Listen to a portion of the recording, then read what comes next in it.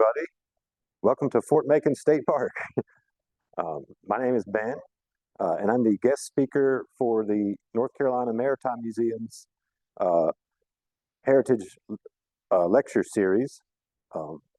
So what I have planned for you today is a presentation about the Rachel Carson Reserve, and that is where I work. So some of you that have been going to museum programs for quite a while might be a little confused because I did used to work at the museum, but I've worked at a bunch of places. I've worked with North Carolina aquariums. I've worked with North Carolina state parks, actually at Jockey's Ridge and Hammocks Beach State Park.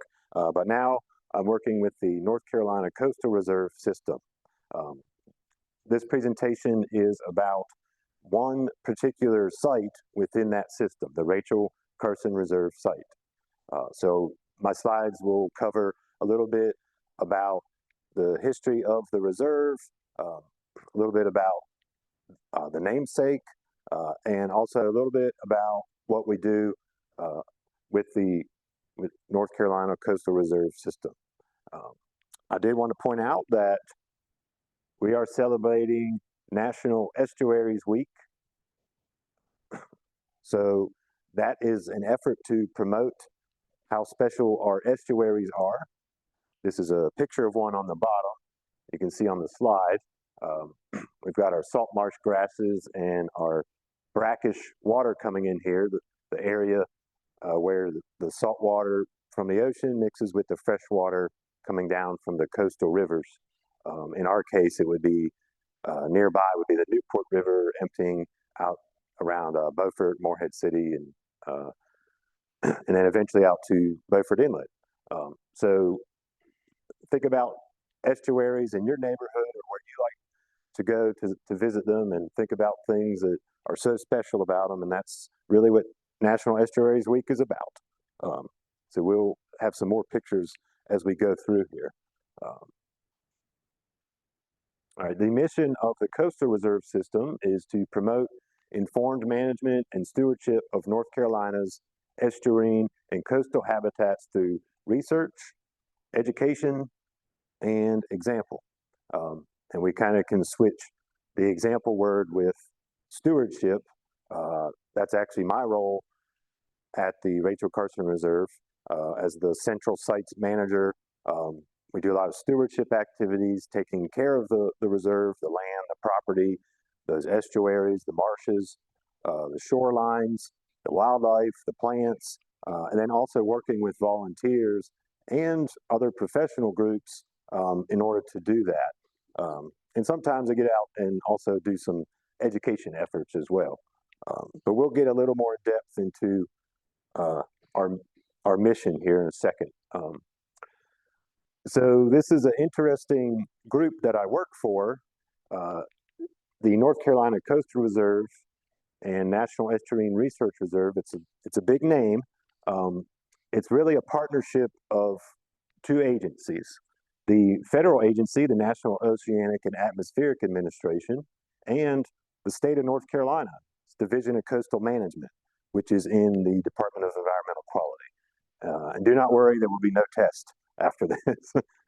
Just wanted to kind of lay the foundation of who we are and what we do. So funding comes from both of those sources to create this Coastal Reserve and National Estuarine Research Reserve system. There are National Estuarine Research Reserves throughout the country, of course, mostly where there are coastal waters on the eastern seaboard, over here to Texas and the Gulf, and then on the Pacific coast as well. But we also have some sites on the Great Lakes. And then also out of Alaska, Hawaii, and Puerto Rico. This list was just some of the names of those sites in those different areas. You'll see in North Carolina, in the southeast here, it just says North Carolina because we actually have 4 national sites in North Carolina, and then we have 6 fully state-supported sites. And that's getting confusing, so that's why I have this slide to break it down. If you look at the dots in our legend here on the bottom right, a blue dot means it's a national reserve. So right here in the Central Coast, I'm the Central Sites Manager. This is a blue dot. So the Rachel Carson Reserve is a national estuarine research reserve, part of this coastal reserve system. But in the central area, I also take care of the Permuda Island Reserve, and it has the green dot here. And that is in neighboring Onslow County. It's a small island in Stump Sound, just behind North Topsail, right near Surf City. So I actually manage those two there. We have a Northern Sites office, and the Northern Sites Manager takes care of Currituck Banks, Kitty Hawk Woods, and Buxton Woods. We have kind of an offshoot here, an office site in Columbia, but that site manager takes care of the Buck Ridge Reserve, which is at the headwaters of the Alligator River. Swampy habitat, some of the last stands of Atlantic white cedar, lots of wildlife, bears, river otters, anything you can imagine, deer.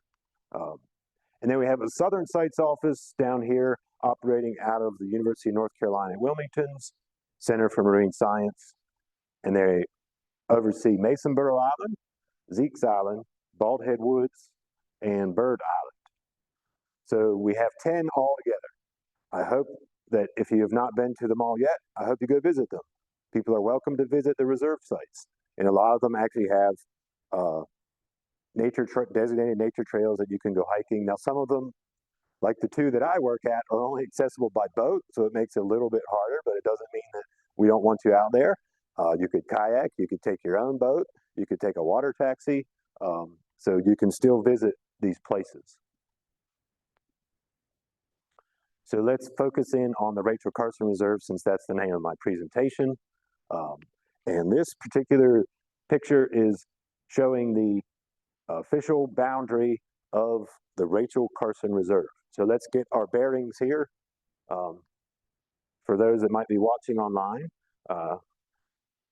if you're not familiar with the area, or those here today in the auditorium, if you've only just come to visit from somewhere else. So Fort Macon State Park, that's where we are, right? And the Maritime Museum is over here at Beaufort on the waterfront. This is Cape Lookout National Seashore. So this particular island is actually Shackleford Banks in the bottom center of your screen. Off to the right, top corner, Harker's Island. So pointed out these places here, but this greenish line is the boundary for the Rachel Carson Reserve. Now, where do I work at if I don't have a desk out here in the middle of the island with my computer and stuff? I do have an office space. It is located on Pivers Island at the NOAA lab there in one of those buildings on their campus. So I do have a boat, so I can get to anywhere on the reserve, depending on the tide. And then sometimes I have to trailer my boat all the way down to Onslow County to go over to Permuda Island. So this is showing the entirety of the Rachel Carson Reserve. So there's Beaufort Inlet right there. And a lot of what we see south of the reserve and in Beaufort Inlet and over here around what we call Middle Marsh, those are actually a lot of submerged sandbars. They're showing up on this satellite image because the water is clear enough you can see them through the water. So it kind of shows you a really cool picture of all of this sand that's in this system.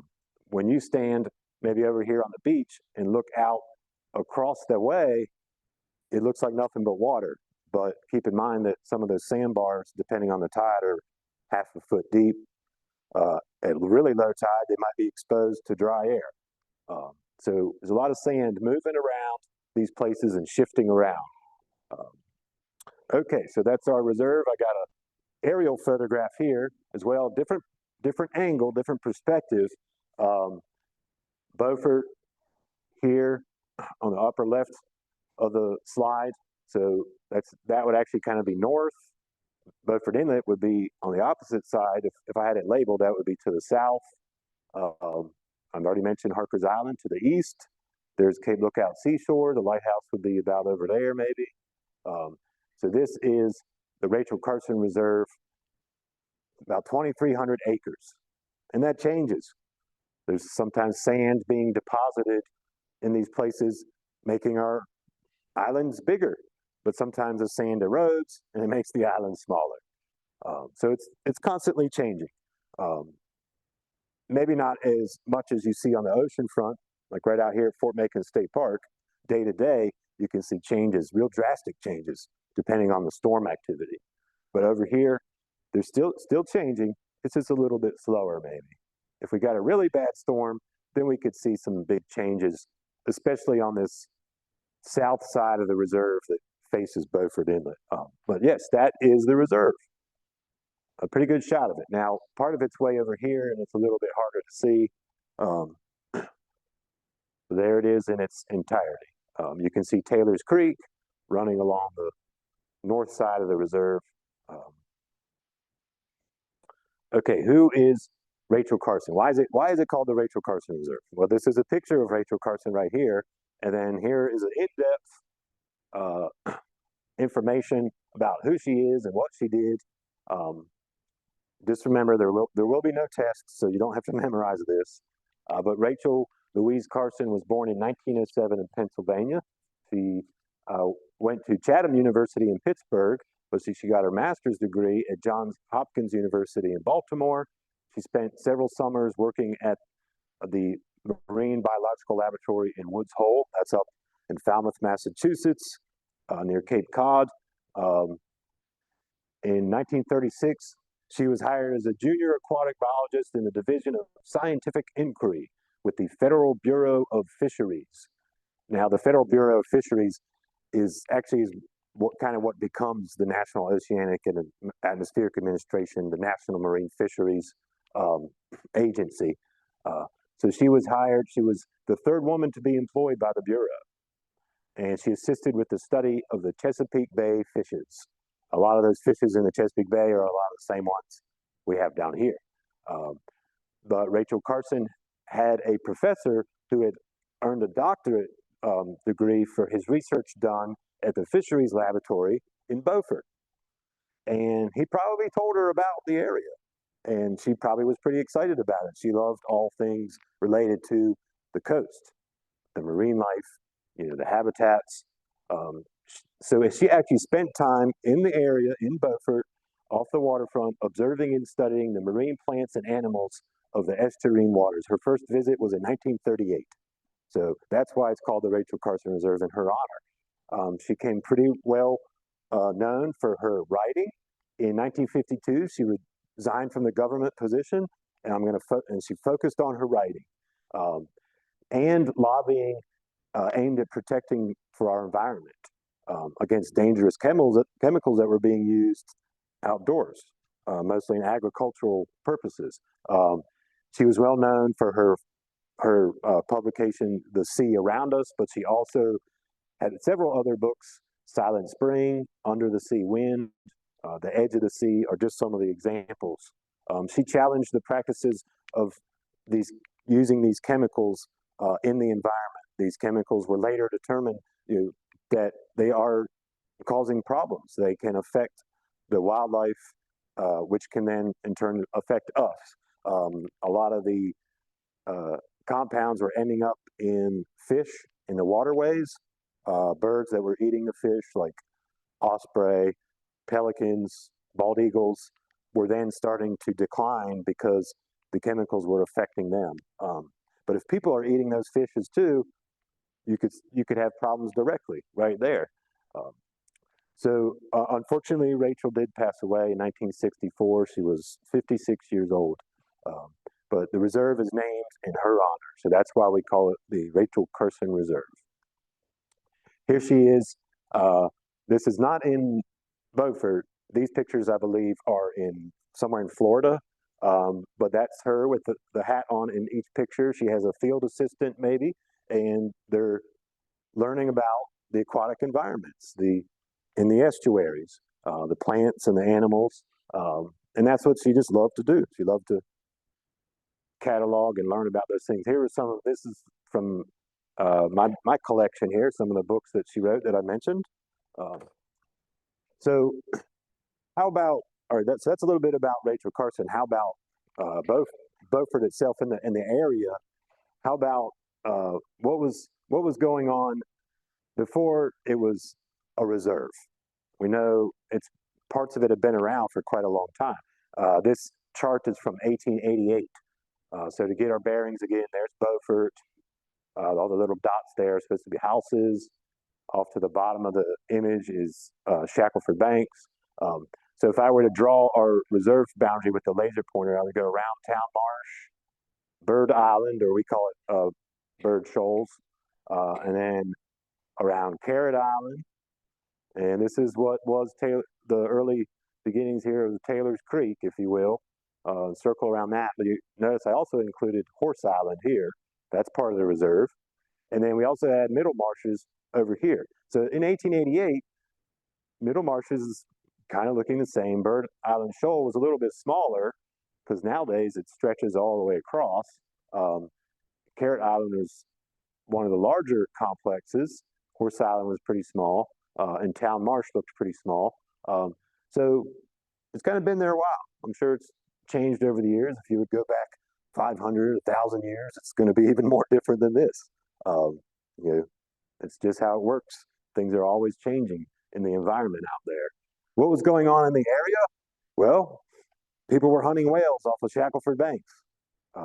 That's one thing that took place in the late 1700s, throughout the 1800s, even into the early 1900s. They even harvested bottlenose dolphin, mostly for the oils coming out of the blubber. Beaufort itself was considered a tourist destination, just much like it is today. These are folks enjoying the boardwalk at Beaufort. This is a postcard from 1907. So this is actually would be what we would call Taylor's Creek. But this is interesting because this is like the picture was taken from Front Street and looking out kind of to the southeast. So they had a boardwalk going along the waterfront. You could see maybe a fish house out here or a dock house. Look at all the sailboats that are anchored in the water. And then these are actually net reels where the fishing nets could be stored to keep them dry, to keep them from rotting. And then also we actually have a signal tower for boats when they want to come in Beaufort Inlet. So this would be Beaufort Inlet right out here.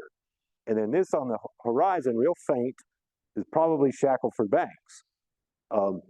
So this is to kind of put it in perspective of where's Rachel Carson Reserve, or where is the land and stuff that is Rachel Carson Reserve? Well, that's the thing that has really changed, is that a lot of what we know today as part of the reserve, back at this period, was mostly tidal flats, salt marshes, and maybe some small upland habitats, with the exception of Carteret Island would be down here. I think it might be out of the picture. So that's pretty interesting. Now, there's a reason why it has changed so drastically, and I'll touch on that in a second. We know there's a lot of commercial fishing going on. This is a little bit later image of the Menhaden fishery. Folks say the Menhaden fishery is what built Beaufort to begin with. Those are Menhaden fish. You don't see them on the menu because they don't really taste good, but you can render the oil out of them, which can be used in all types of commercial products. You can have the fish meal that's left over, the bones and the guts, and those get grinded up and could be used for fertilizers and animal feed and products and such like that. But this is a picture of that operation there. What else was going on before it was officially a reserve? Well, that laboratory that I told you about, where Rachel Carson's advisor or professor told her about where he did his doctorate work, here it is. The U.S. Fish Commission Laboratory on Pivers Island, finished in 1902. So that's Pivers Island. There's the little bridge. This postcard image was probably taken from the west end of Front Street, looking towards Pivers Island. So that's the big building there. These are some photographs from inside of that building. So you can see some different, this looks like a chemistry lab or something of some sorts. Maybe they're analyzing the things they find. We have some tanks where they kept live specimens. And then we even have some displays here, some shells, some sailfish, a shark. Uh, I think there's a ray on the wall, maybe some things in these cases. The interesting thing was that this building was not only open as a research laboratory, it was also opened as a fisheries museum. And it's actually what became, eventually, part of the collection became the North Carolina Maritime Museum. But that's a whole nother program, right? uh, some other things that really affected what the reserve looks like today. So here's Front Street in this aerial photograph on the bottom left. There's Front Street, Beaufort here. This is the reserve just to the left or to the south of Front Street. So there's Taylor's Creek. And in that image, we see Town Marsh. And then moving this direction, it would be Carteret Island. But you see all this sand on here? This is a little bit older image, so it's showing up more barren. All this sand deposits came from this operation. This is a dredge that drops down a large pipe, and it sucks up sand and mud. It also pulls up water too, and it sucks it up from a spot where you want it to be deeper, and they dumped it onto the marsh and the tidal flats. So that's why when you look at from Front Street out to the reserve now, you see lots of trees, it's higher in elevation, because over years and years of dredging out this channel and dumping it over here, it built it up higher and higher and higher. So parts of it are still pretty low. There's a little cut through here, a little tidal marsh, and there's some other places like that. But these pictures kind of show you the operation. They basically would build a big bowl or reservoir out of sand. They would pump the material into this big bowl, and all the sand and mud would settle out into the bottom, and the water would run towards one end and come out a pipe and the water would empty back into the creek and the surroundings. So it's basically like a big basin. They filled it with the dredge material, and eventually they filled up all of them except for one, and that's in this picture right here where there's still some room left. We actually have an agreement with the Army Corps of Engineers. They're the ones that are doing the dredging nowadays, where they can still dump material into that spoil site on Carteret Island if they wanted to. But you know, the town of Beaufort is dependent on the waterway here and the boat traffic and the vessels coming in and anchoring up and, you know, shopping in the town and eating at the restaurants and such like that. It used to be more of a working waterfront where there were commercial fishing boats coming in to get fixed and repaired and to refuel and tie up and unload their catch. But now it's more sailboats and recreational boaters coming into the area. Now this is a kind of rendition of a ad from the News and Observer at Raleigh, and it was from 1976. For sale or will trade for income producing property, Carteret Island at historical Beaufort. So someone had owned this at some point and they wanted to sell it. So can you imagine what that would be like today? If you're on Front Street and you're looking over and you see houses and condos or whatever over there on Carteret Island in the reserve. Well, luckily it didn't happen. In 1977, that next year, Beaufort residents and civic organizations and environmental groups, they protested this potential for future developments on the reserve, and the Nature Conservancy said, you know what, we're going to step up and we're going to buy it so it can't happen. And that's what they did. They got 400 some acres of Carteret Island, preventing any of those plans. In 1985, the state of North Carolina acquired Carteret Island from the Nature Conservancy to keep it as a reserve. And they also went a step further and they purchased Town Marsh, Horse Island, Bird Shoal, and this is when it was recognized as the Rachel Carson Reserve in 1985. So really not terribly long ago. Middlemarsh was added in 1989, and that's what brought up the acreage to about 2,100 acres. So that's basically how it became a reserve. someone's efforts saying we don't want this for our community, we think it should be left natural. The Nature Conservancy, a nonprofit group, stepping up, the state of North Carolina stepping up, and then eventually getting some federal funds as well.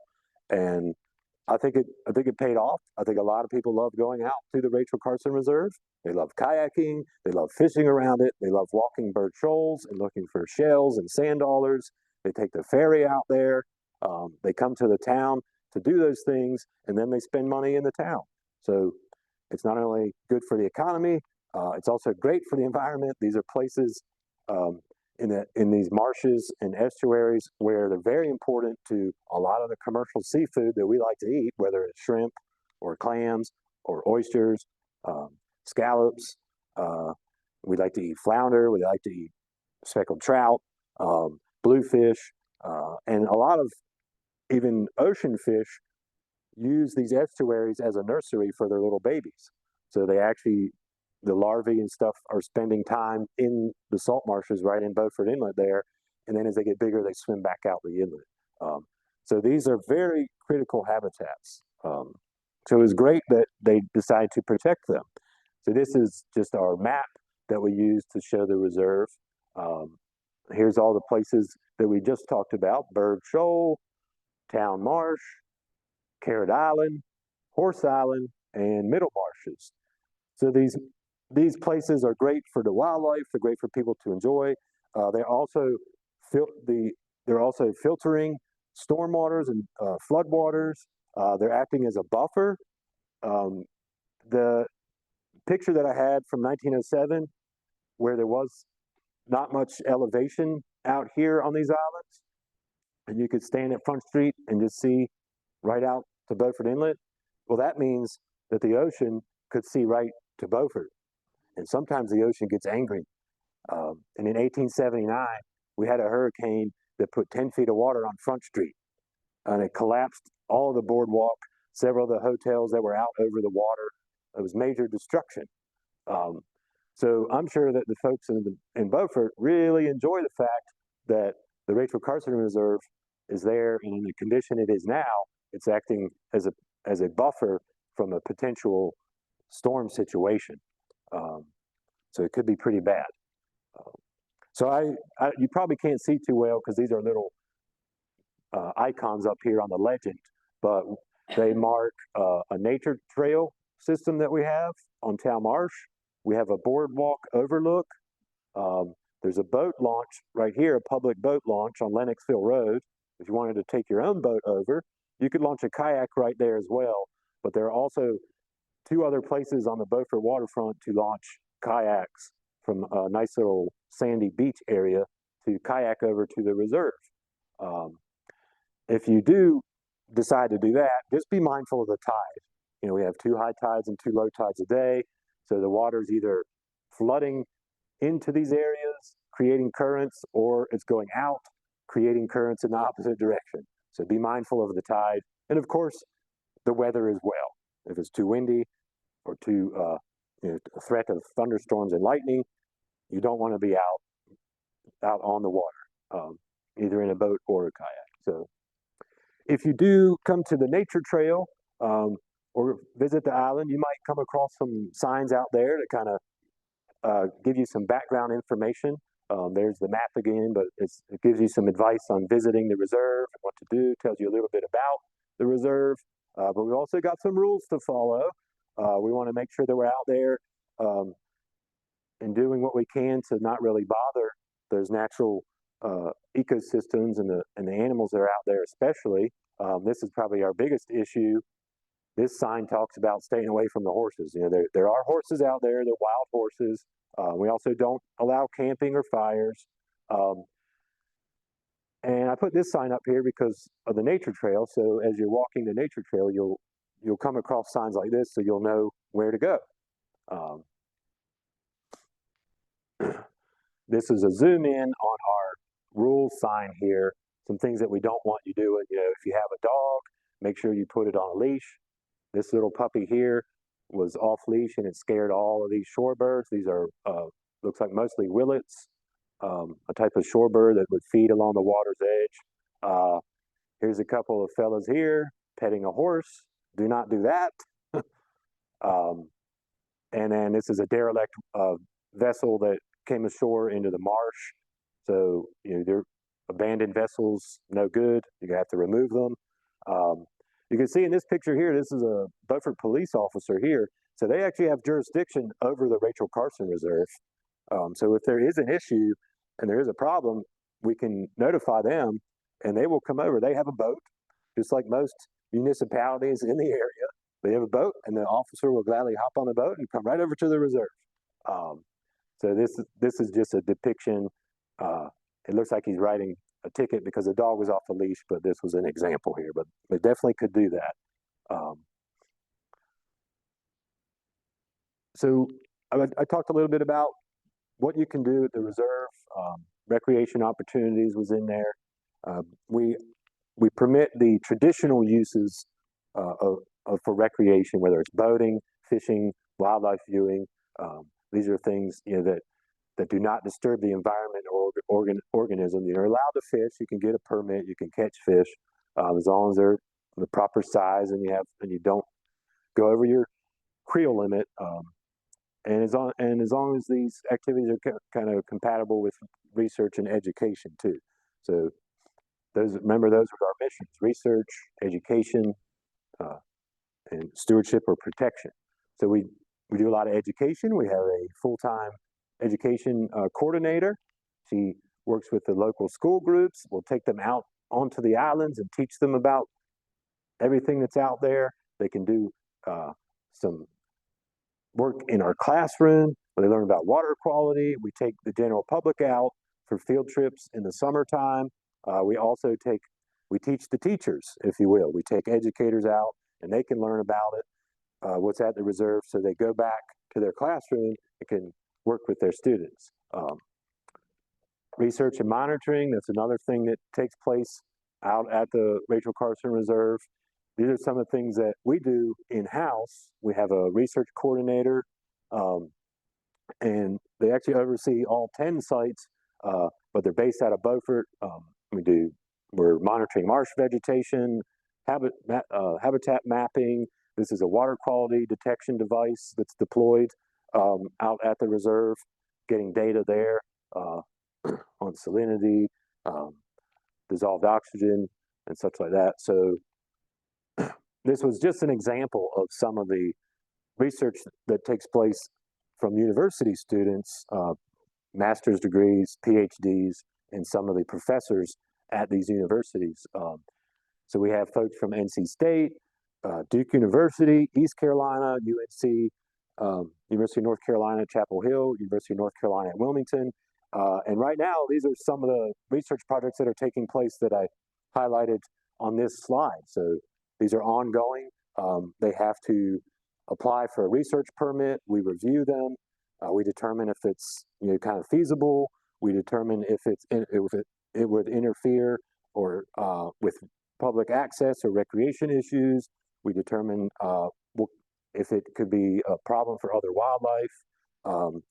And we kind of help them and say, well, you might want to change it like this. You might want to tweak it a little bit like this. But these are some of the ones that are ongoing right now. So usually every year we get some of these applications to do that. So stewardship, you can see we organize marine debris cleanups. Here's a picture from a previous National Estuaries event, National Estuaries Day. They clean up all this garbage off of the reserve. You'd find lots of lumber from docks and piers that are destroyed in storms. This is part of a floating dock. We find all kinds of plastic garbage, water bottles, wrappers, bags, all kinds of things, balloons, you name it. It ends up in the water and then it gets washed up on the shore. And then we try our best to keep it out of the environment.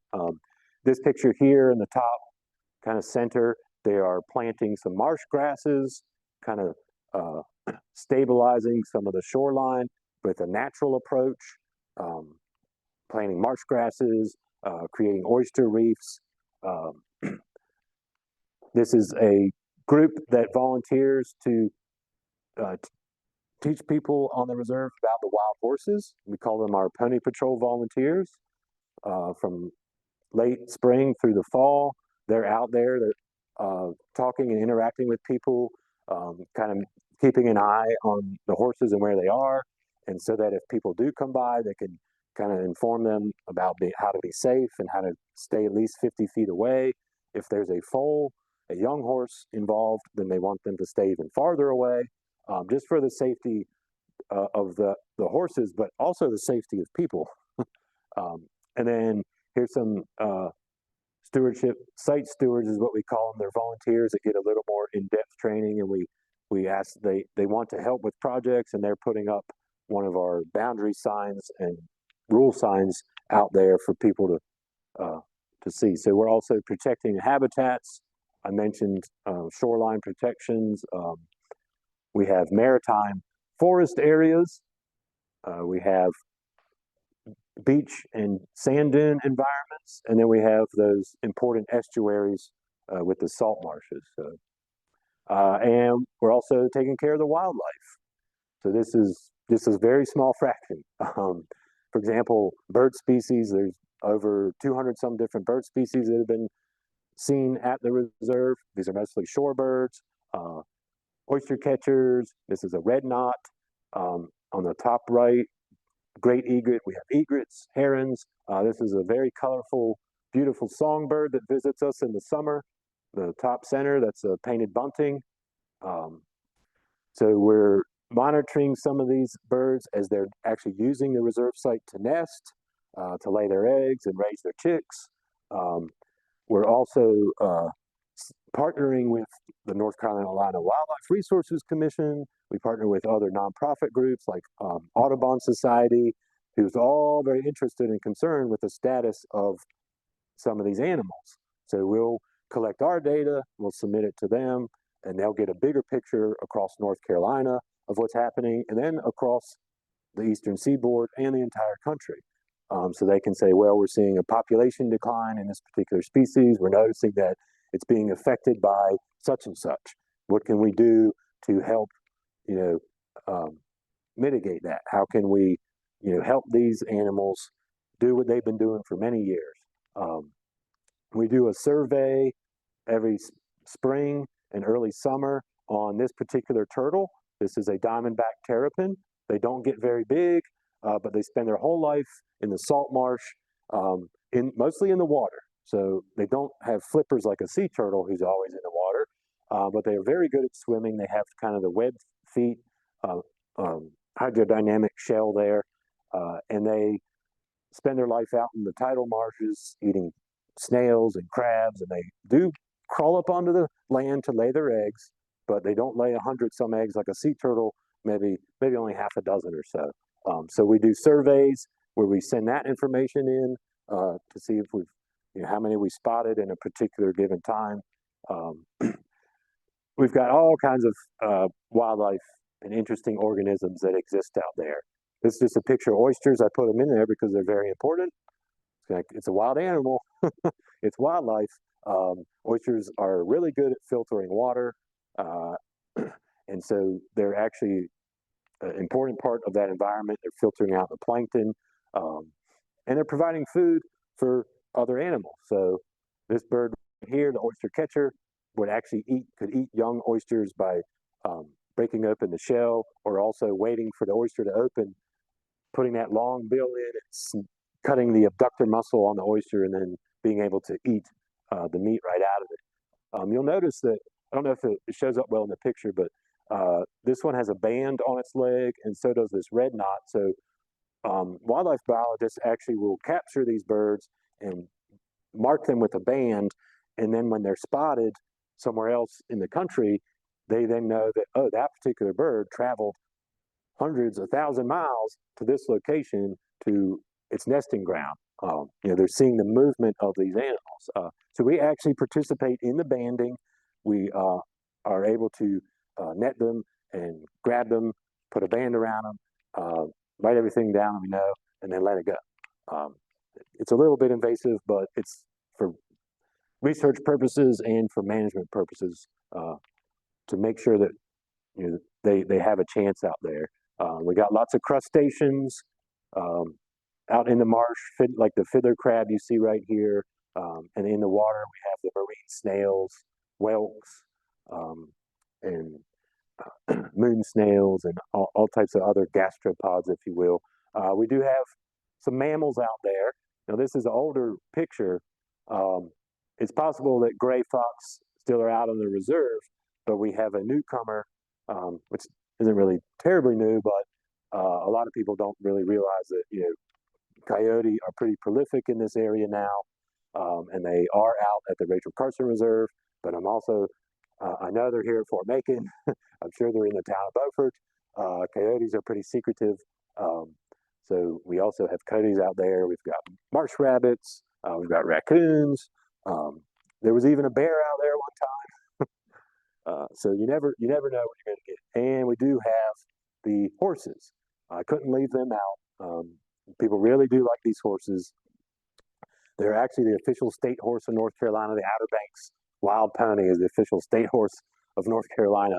But the interesting story behind these at the Rachel Carson Reserve is that genetically they are related to the wild ponies of the Outer Banks, Shackleford, up at Ocracoke, and even up towards Corolla with those herds. But they probably were mixed in with some domesticated horses in the 1940s. They weren't on the reserve to begin with. There was a fellow in Beaufort who acquired some banker ponies, took them to Beaufort, and then also had some other horses that he had on his property. But then he took them all over to the reserve, and it was kind of a no man's land, really. And he said, "Well, I'm going to keep my horses over here. Whether or not he owned property, I don't know." But that's how they ended up on the Rachel Carson Reserve. But they do have direct lineage to those Outer Banks ponies that have been there for hundreds of years along the oceanfront barrier island. So this picture on the bottom right was from this spring. We had a foal born in the spring, a young filly. She's doing pretty good. She's still out there today. This picture was taken with a zoom lens, and that's why I put that up there, because we want to make sure people, even if you want to get a picture, we still don't want you getting close to do it. You're just going to have to deal with it. If you've got a cell phone and that's all you got, just try to zoom in with your cell phone. You don't want to risk getting too close to these wild animals, and you might say, "Oh, they look so docile," or "I have horses at home. I pet my horses all the time." These are not pet horses. They're not farm animals. They are wild horses. Wild horses can be very dangerous. They can be silly, like the picture on the left here. This horse is scratching his head on a interpretive sign we have about horses, kind of showing off, I guess. They're like, "Oh yeah, here I am. Here I'm out here." But then I also have this picture. I went for the black and white effect to make it more dramatic. But that horse on the right is about to go full send on this horse with its two rear hooves, kick to the chest, if you will. But they will kick, they will bite, they will knock each other down. It's extremely dangerous. These are big animals too. You don't want to be anywhere near them in the first place, and especially if something like this is happening. Now you might say, "Well, hey, I was out on the reserve and I was just minding my own business and on the nature trail, and all of a sudden the horse came around the corner. I can't teleport 50 feet away." Yeah, I understand. We understand that, and that's not possible. So the best thing to do is kind of back up if you can and just stay still, and that horse will eventually probably move on. There was an incident this year with that foal that I showed you the picture of. Someone wanted to get a selfie with the foal. They got out of their boat. They walked up to the horse. They may or may not have given it food. I don't think they did. They did have their hand out. They did get some pictures, but someone else was taking pictures from Front Street. And they got the picture of the boat with the registration number and the woman that was on the shore and the man that was in the boat. And they plastered it on social media. And they said, "Who is this?" And the super sleuths today that exist on social media, they say, "Oh, I know who that is." And they told Beaufort police, and Beaufort police found them, and they wrote them a ticket. So you'll pay a fine and you'll get court costs. They can use that photograph in the witness statement as evidence to say you were petting that horse. You're not allowed to. These are protected wild animals, and for your safety and theirs, it's best to just leave them alone. Uh, they are, they're pretty amazing creatures to know that they survive through storms. We don't feed them. We don't groom them. They're out there doing their own thing. They look a little shaggy and rough around the edges, but when you see one out on the water, on the shore, and in the marsh doing its thing, it's kind of a special occasion, I guess. We do have about 20 horses out there right now. We had a second foal born in the summer, but unfortunately, the mare is unable to produce the right colostrum in her milk for the foal, and the foal was actually just wasting away. We stepped in and removed the foal. We took it to the vet school in Raleigh at NC State, and they nursed it back to health, and then it went to live out its life on a horse rescue farm in the Piedmont part of the state. And it eventually, once a few years go by, it will be able to be adopted. So if you have the right kind of property and you can prove that you can take care of a horse, you could end up with a wild horse foal that was born on Rachel Carson someday, maybe. That unfortunately that particular mare, that's the third foal that she's had of the last 3 years that's happened to. And we saved this one, and we saved the one last year, but the one before that didn't make it.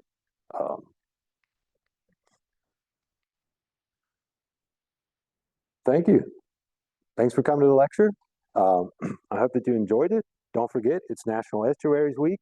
Tell your friends about how important they are. Do what you can in your life to maybe help take care of them, whether it's a nature cleanup or maybe planting some marsh grass with the nonprofit groups that are out there. North Carolina Coastal Federation is out there all the time planting the grass, observing it and enjoying these natural habitats from a distance. So thanks for coming to my lecture today. And I think the Maritime Museum has a lecture next week as well. North, yeah, so come back here again next Thursday at 11 o'clock for North Carolina whales. I'll take some questions right now if we have, but otherwise, thanks for coming out.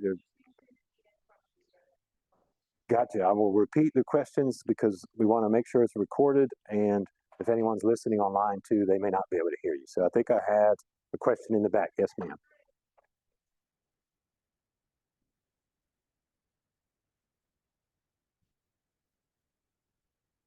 Oh, yeah. No, ma'am. I used to do that. So the question was, there's an event that the museum's doing at the Rachel Carson Reserve where I work, and it is one of their field trips. Um,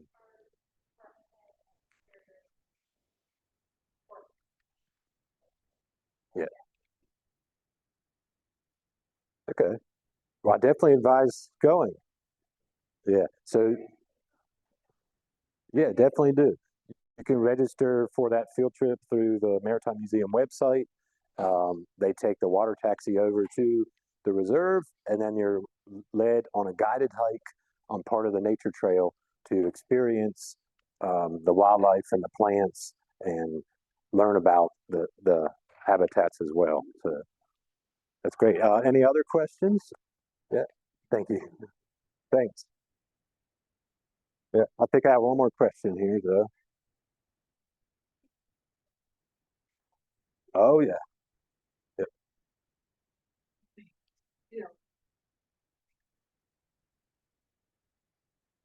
That Yeah, that's a great question. So the question was, do we ever have a problem at the reserve with invasive species or non-native species? And we do. We can have a problem. We don't have anything right now that's a really a full-scale problem, but our biggest issue is probably with different plants. So they're not brought in by people and planted there. They occur just because seeds drift in the water or are blown in the air or whatever, deposited by droppings from birds. Who knows? So there's some particular plants that we try to keep an eye on that can outcompete other native plants that are much better at surviving in these areas and providing food for wildlife. So if we do come across them and they are a problem, we remove them. We cut them, we dig them out, we pull them out, we take care of them. As far as animals go with non-native stuff, invasives, I'm not having anything coming to the top of my head right now. Which one? The nutrias?